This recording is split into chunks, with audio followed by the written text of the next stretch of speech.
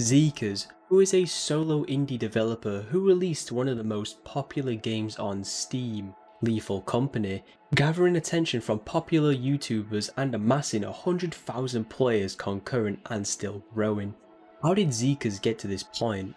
Before creating games on Steam, Zeekerss started on Roblox, joining on the 29th of November 2011, where he would start to make games, though they were basic, with Z-Build being a casual building area presumably for friends.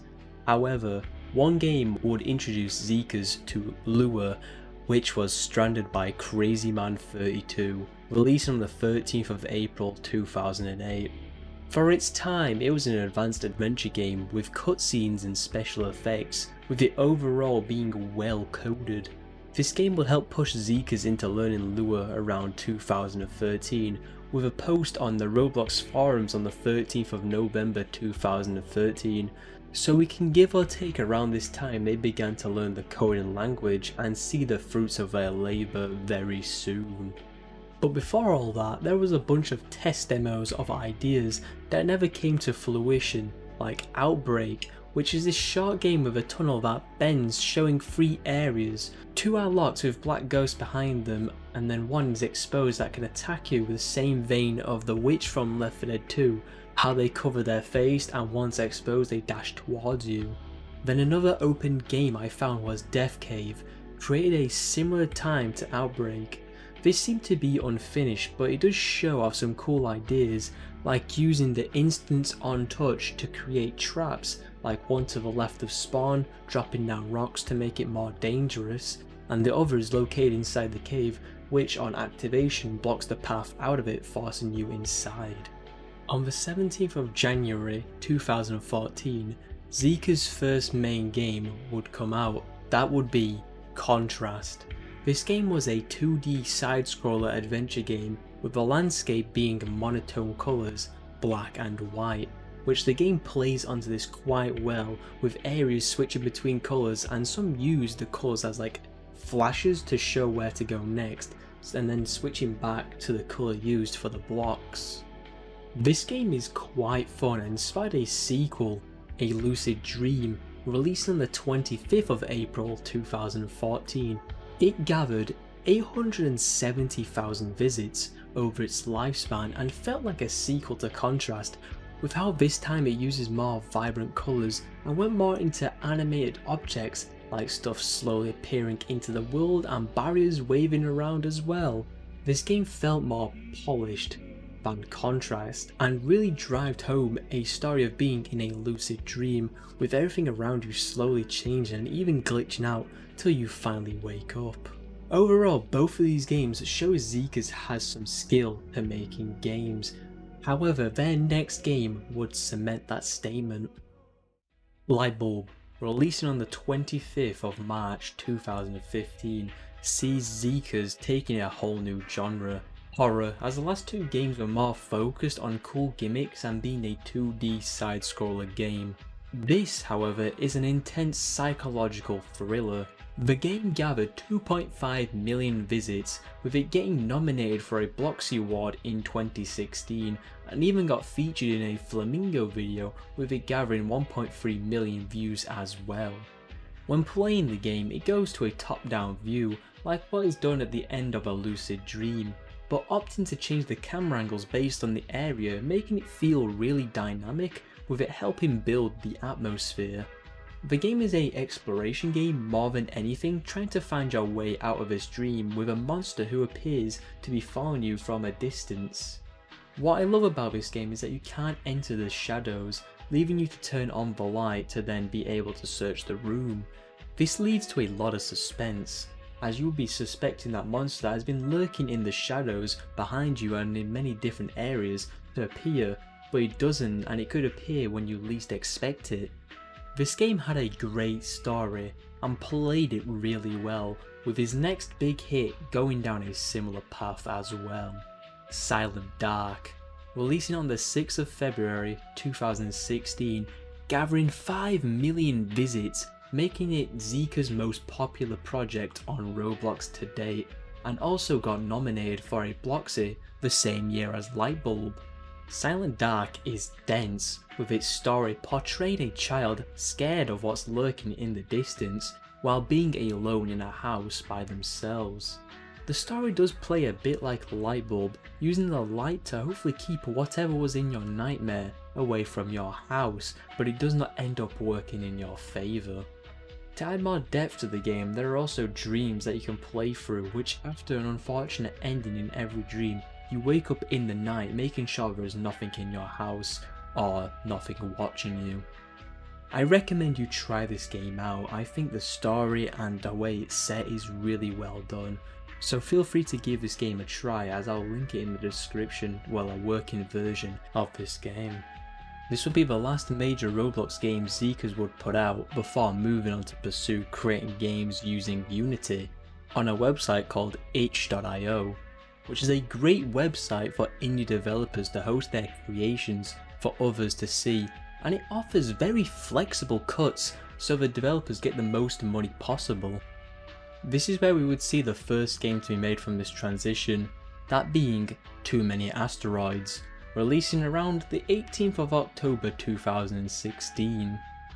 As the name suggests, this game is based on the retro arcade game Asteroids, even using a similar vector graphic art style as well. But where both games differ is in how the asteroids break, which in the original the asteroid will split into two smaller pieces, but in this version they just duplicate, leading to too many asteroids floating around as the name suggests. The next game would be larger in scale, releasing on the 22nd of July 2020, called It Steals. The game did fairly well, accumulating 1,200 reviews, with 98% being positive about the game, with YouTubers covering it like Markiplier, XQC and 8-Bit Ryan to name a few.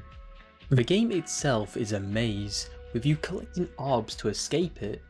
What is in your way are monsters that have different attributes that they don't like, and if they detect you doing something, say sprinting, the monster, Legs, will run after you, which you can flash your torch or camera to scare it away. The graphics in the game kind of remind me of the PlayStation 1, with the mosaic filter used, which before the development of this game, there was Welcome to the Dark Place that used a similar feature for some graphics that helped form a style choice for this game and their other games to come. Following suit, there was Dead Seeker, with it releasing on the 2nd of April 2021 as a free-to-play horror game styled like a PlayStation 2 game.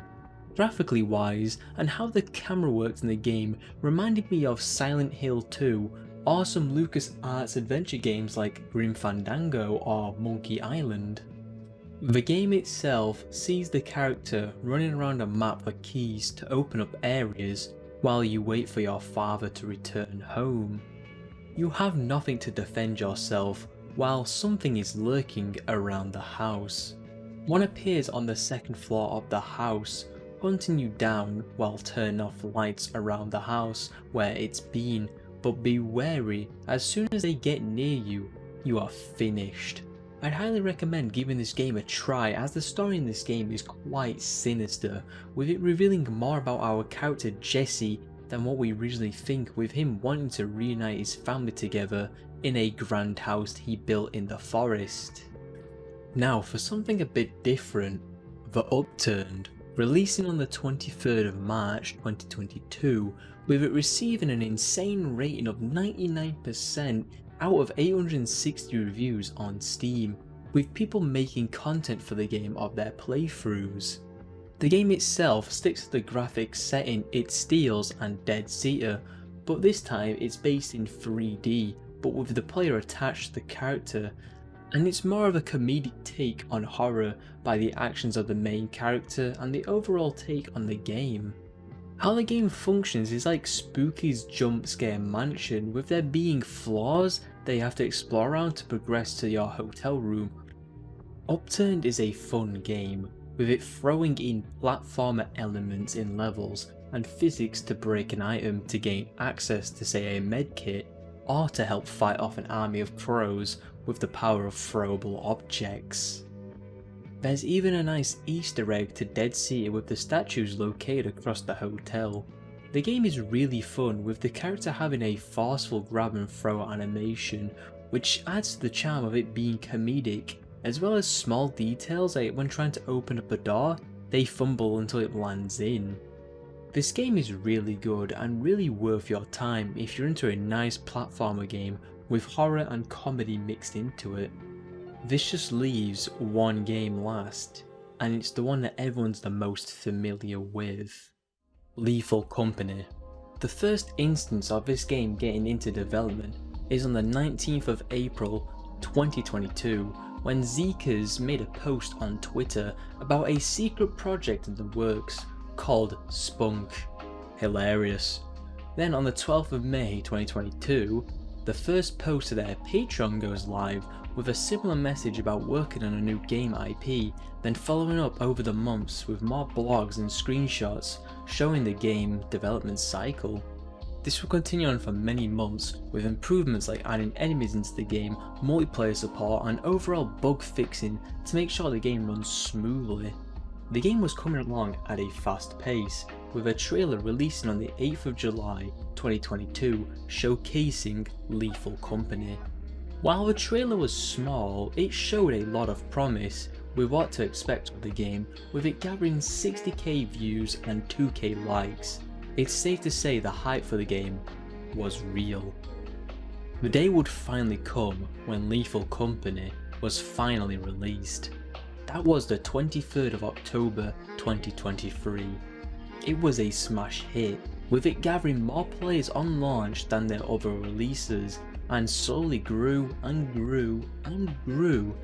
By the 15th of November, the game had 50,000 concurrent players, putting it in the top 20 games on Steam.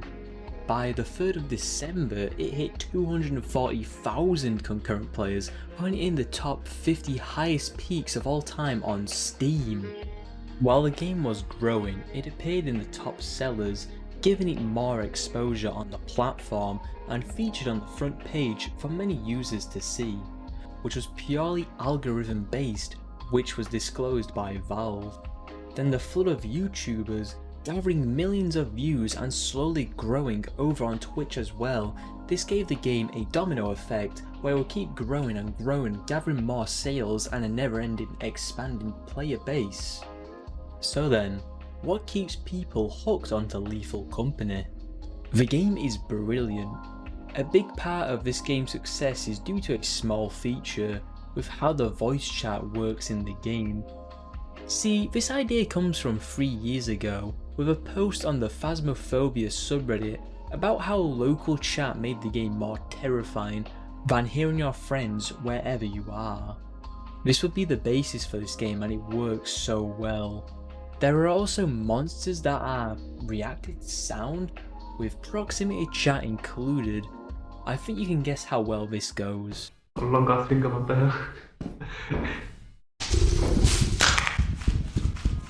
The main objective of the game is to collect items to return back to the company to get a paycheck for your findings.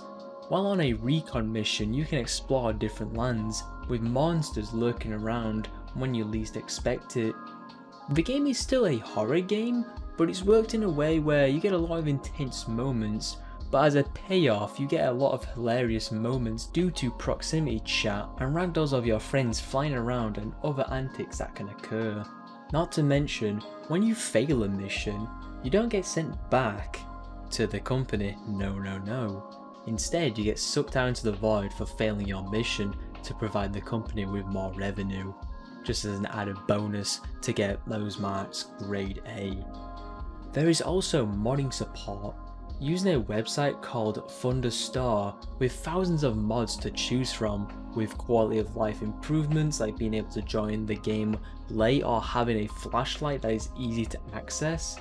There is so much customization for the game already, and there will be many more to come from the ever growing community around Lethal Company, but remember, the company is absolute. The future is really bright for Zeekerss, with their first major breakout game released with it obtaining a large audience, and I can't wait to see where they end up next. Thank you to Oversimplified Scripting for the suggestion. If you have any more video ideas, please let me know in the comments or on my Discord. Feel free to leave a like and subscribe. Check out my join page if you wish to support the content I make. And with that being said, I'll see you some other time.